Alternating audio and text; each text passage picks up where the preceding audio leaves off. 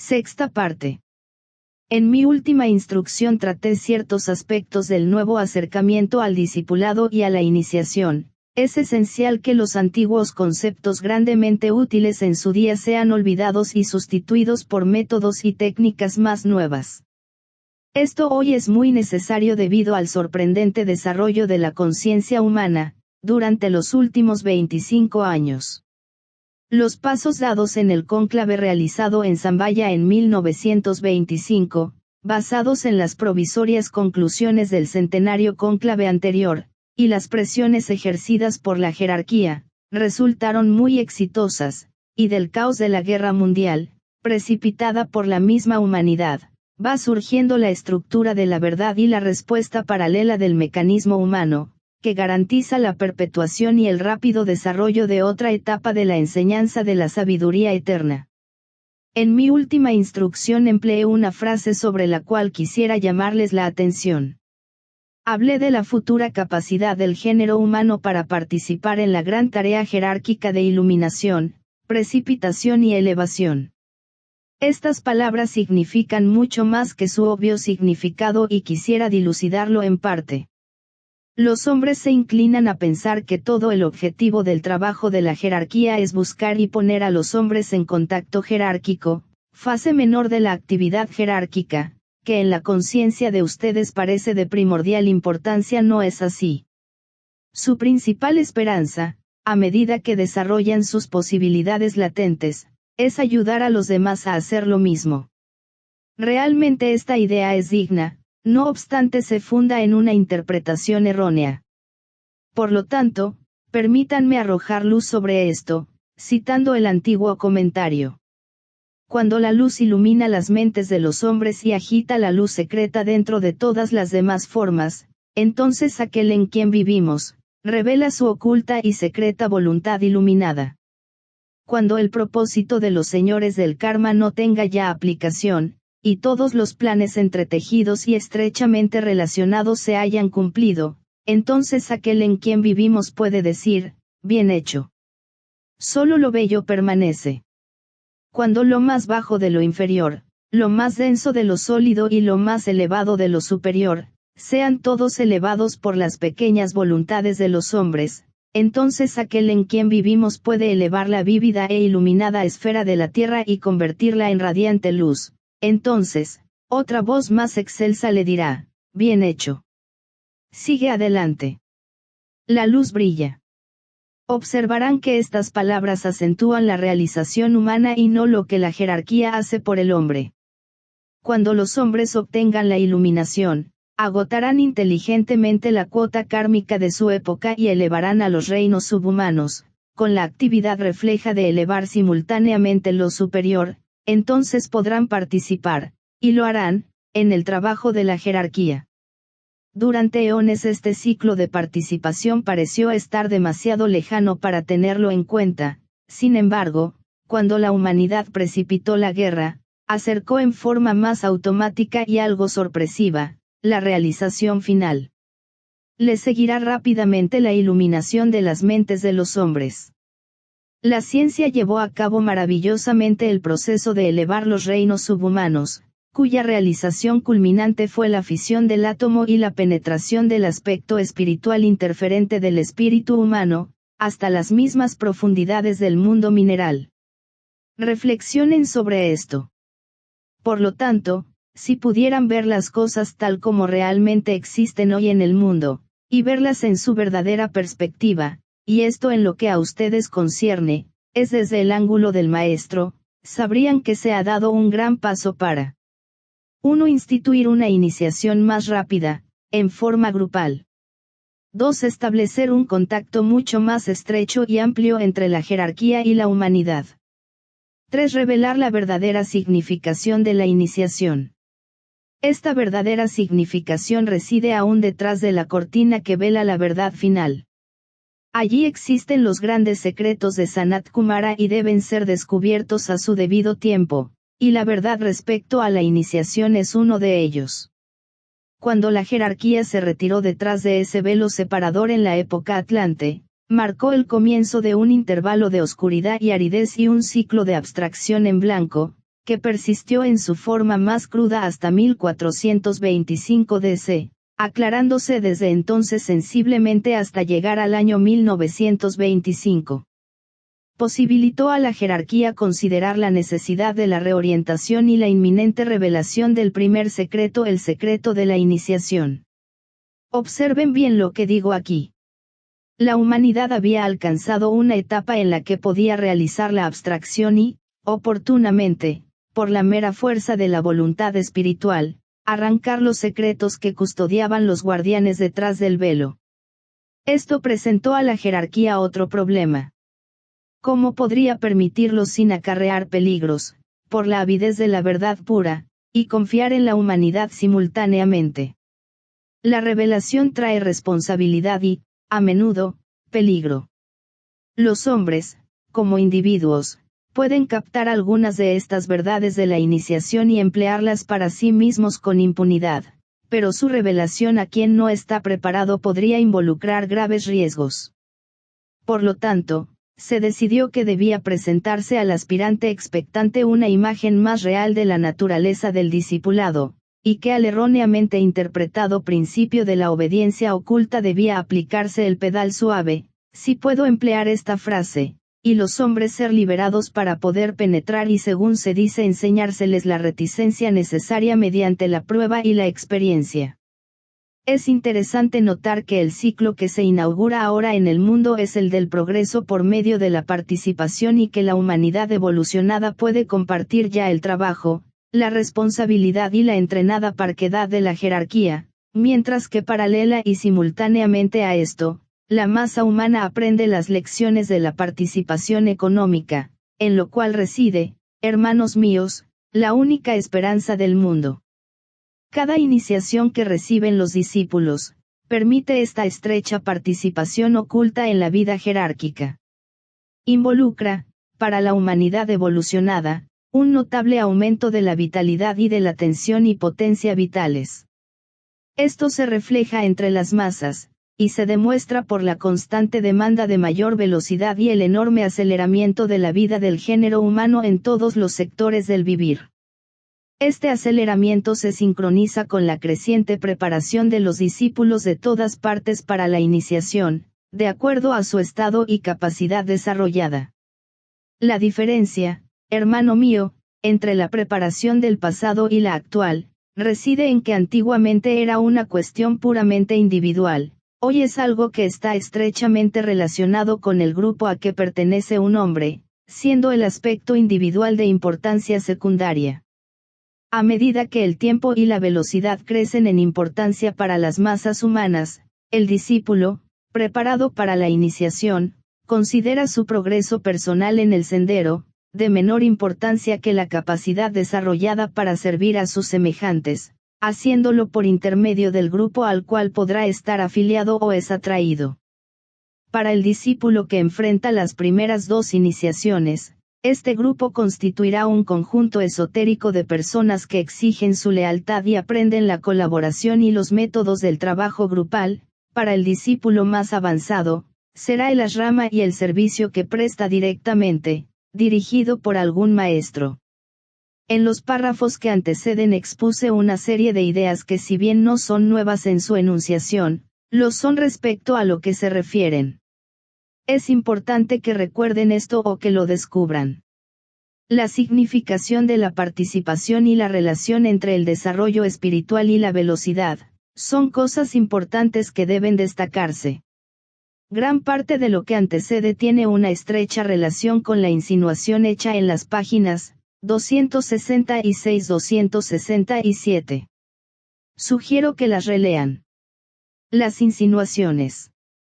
Continuamente he insistido sobre la necesidad de que los discípulos piensen en forma esotérica y esto es quizás el pedido más difícil que puedo hacerles.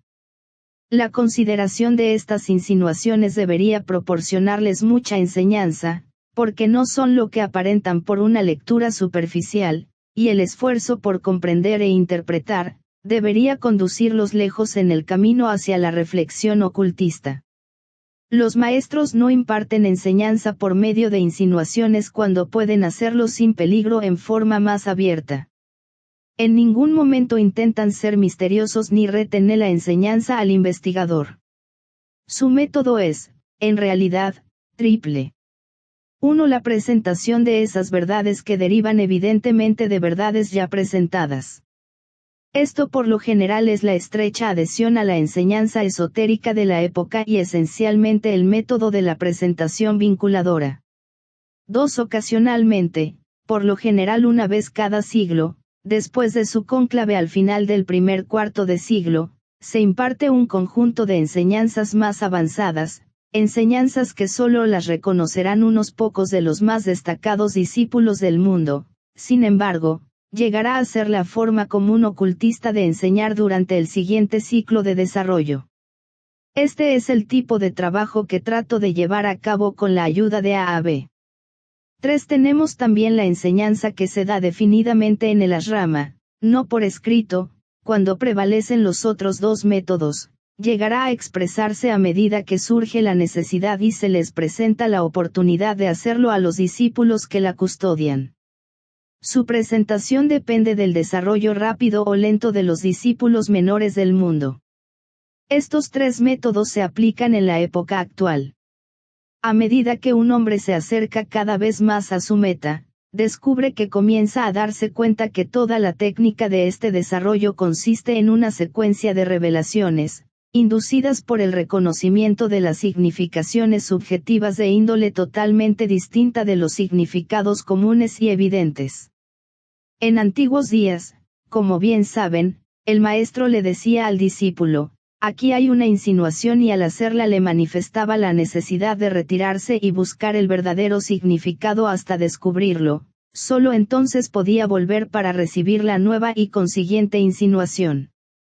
Actualmente no se emplea ese método, constituyendo este cambio uno de los sistemas de entrenamiento para los discípulos de la nueva era.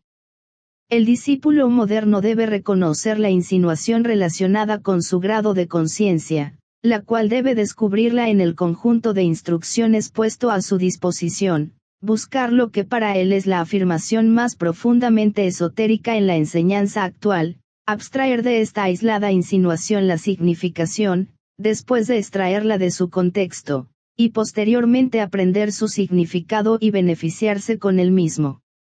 Las insinuaciones dadas en esta etapa están relacionadas con el tema de la revelación, o conciernen a las técnicas que hacen posible la revelación.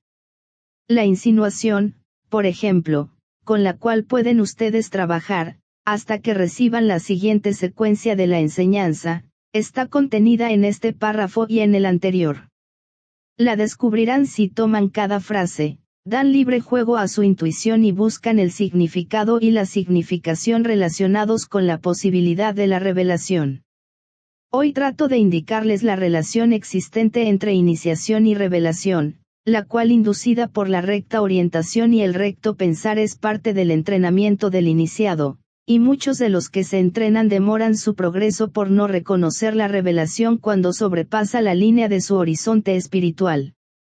Se les han dado ya 5 insinuaciones, y quisiera que captaran su correlatividad, porque pueden ser valiosas para ustedes y otros discípulos. 1. Los cambios producidos en la jerarquía se debió al trabajo de los discípulos del mundo. Se han preguntado, al estudiar esta insinuación, ¿por qué fueron los discípulos? 2. La actual planificación humana constituye la primera indicación del surgimiento del aspecto voluntad. ¿Por qué esto es correcto? 3. Los discípulos de todos los ashramas tienen la tarea simultánea de modificar, calificar y adaptar el plan divino. ¿Por qué es así? ¿Por qué no se impone el plan? 4. El iniciado adquiere conocimiento porque trabaja. ¿Qué significa esta insinuación? 5. La clave para la correcta interpretación de una insinuación reside en su asociación con la idea de dirección en tiempo y espacio. Estúdienlas y vean qué relación tienen y cuál creen que es el significado interno que están destinadas a impartir. Las fórmulas. Algunos dirán que estas fórmulas son tentativas de aspirantes avanzados para confinar dentro de los debidos límites algunas de las revelaciones expuestas. Expresan un pasado, indican una revelación y arraigan al aspirante reflexivo en el mundo del significado, porque en ese mundo aprende a trabajar y vivir, y desde ese mundo debe empezar a trabajar en dos direcciones, en tiempo y espacio, pues el mundo de significados es la antecámara del círculo de liberación. A este círculo de liberación entra siempre el iniciado individual, y lo ha hecho a través de las edades, pero por primera vez la humanidad misma está entrando ahora como un todo. Este es el resultado de la experiencia de la guerra 1914-1945. La humanidad que entra en este círculo enfrentará la primera gran lección, la unidad de la vida una. Esta forma de presentación será más fácilmente reconocida por las masas que las palabras hermandad, relación, fraternidad. La vida y su socio equilibrador la muerte, son aspectos antiguos y familiares en la vivencia general de las masas, y la vida es su punto de partida en toda revelación, la muerte es el resultado de toda revelación, o desaparición de los velos. La fórmula que aquí les presentaré está compuesta de 3 palabras estrechamente relacionadas, y el tema sobre el cual debe ocuparse el estudiante se refiere al tipo de relación indicada no por las palabras sino por la misma naturaleza de aquello que las relaciona. Esta no es una relación evidente, sino el significado esotérico y sutil que la intuición revelará y las palabras externas ocultan. El sol. Negro. Antakarana. Estas palabras constituyen y crean, cuando están ubicadas en su orden correcto, una fórmula mágica y mántrica muy poderosa. Tienen una tenue aunque definida conexión con la tercera iniciación, pero no se les pide que se ocupen de este aspecto, sino con el triángulo creado y las líneas de fuerza puestas en movimiento cuando la palabra correcta se encuentra en el ápice del triángulo. La clave para la correcta orientación de su pensamiento reside en la comprensión del triple aspecto del Sol, de la unidad de la realidad y de la dual naturaleza del Antakarana. Más no puedo decirles, deben debatirse con la fórmula y desenterrar o traer a la superficie su significación oculta. De acuerdo a las insinuaciones hechas en relación con las otras 4 fórmulas, su nota clave seria. Condúcenos de lo individual a lo universal. Puntos de revelación. Quisiera llamarles más directamente la atención sobre las 3 etapas de la revelación, las trataron y consideraron ya. Si lograron seguir estrictamente este trabajo habrán adquirido algo de lo automático y esencial de su actividad. La revelación raras veces irrumpe en toda su belleza en la conciencia del discípulo, es un proceso de gradual y constante desarrollo. Las 3 palabras dadas que describen las etapas, se relacionan con el iniciado o discípulo individual, y expresan las etapas en que hace impacto la revelación en su mente. Hay causas internas paralelas, responsables de las etapas externas de penetración, polarización y precipitación, y son: 1. El punto de luz que avanza. 2. La dirección correcta, o el enfoque de la potencia que avanza. 3. El impacto espiritual. Nuevamente aquí, si solo pudieran verlo, tienen una ilustración de los procesos y de la interacción de la invocación y la evocación y del establecimiento de la triple relación entre una realidad interna y el hombre externo, el discípulo en su propio plano. Tenemos una actividad evocadora de naturaleza tan poderosa que produce las correspondientes actitudes y expresiones exotéricas. En realidad, tenemos aquí una fase de la actuación de la ley de causa y efecto, demostrada en forma muy ilustrativa. A medida que la ley del karma se hace sentir en el plano físico externo, tienen ante sí la evidencia de las 3 etapas de penetración, polarización y precipitación. Al mismo tiempo en los planos internos, y debido a la existencia de la realidad interna, tienen las 3 etapas correspondientes: luz que avanza, correcta dirección, impacto. Existe también aquí una indicación de la estrecha interrelación de lo externo y lo interno, que produce una condición en la cual el discípulo crea una situación análoga a la extensa fase de la creación del karma y la precipitación final del así llamado desastre crítico en su vida del plano físico. Un estudio de las 3 revelaciones indicadas en la instrucción anterior revelará la exactitud de la afirmación que antecede. Las he enumerado allí y me pregunto si las leyeron repetidas voces. Hallarán de valor tomar estos 3 puntos de revelación y aplicar a ellos las 3 etapas externas y las 3 internas por las cuales pasa toda revelación. Quizás hayan notado además que un punto de revelación conduce normalmente a otro. Si estudiaron las 3 revelaciones indicadas en las páginas 272 a 273, habrán observado que todas conciernen al primer aspecto divino, comenzando con la energía inicial puesta en movimiento por el pensamiento de Dios, que conduce a la expresión de la voluntad, y es el gran primer rayo en acción que se enfoca luego a través de la mónada. En forma curiosa, tenemos en este 3 revelaciones dadas en forma simbólica y efectiva la expresión de las 3 etapas exotéricas. 1. Penetración, o la naturaleza descendente y circulatoria de la energía. 2. Polarización, o el efecto de la voluntad polarizada sobre esta energía. 3. Precipitación, o la intención enfocada y el impulso dirigido de la mónada. La siguiente revelación secuencial será la de la creatividad, el mundo de las formas mentales y el deseo con que cada ser humano y la entera humanidad han creado, y también, observen bien esto, la ley de causa y efecto o del karma, puesto en actividad por la humanidad en relación con su propio destino. He condensado aquí en párrafos relativamente breves mucha e importante enseñanza sobre la revelación y sus procesos, y acentuado una fase de la actividad humana, necesaria para traer revelación, que hasta ahora recibió poca o ninguna atención.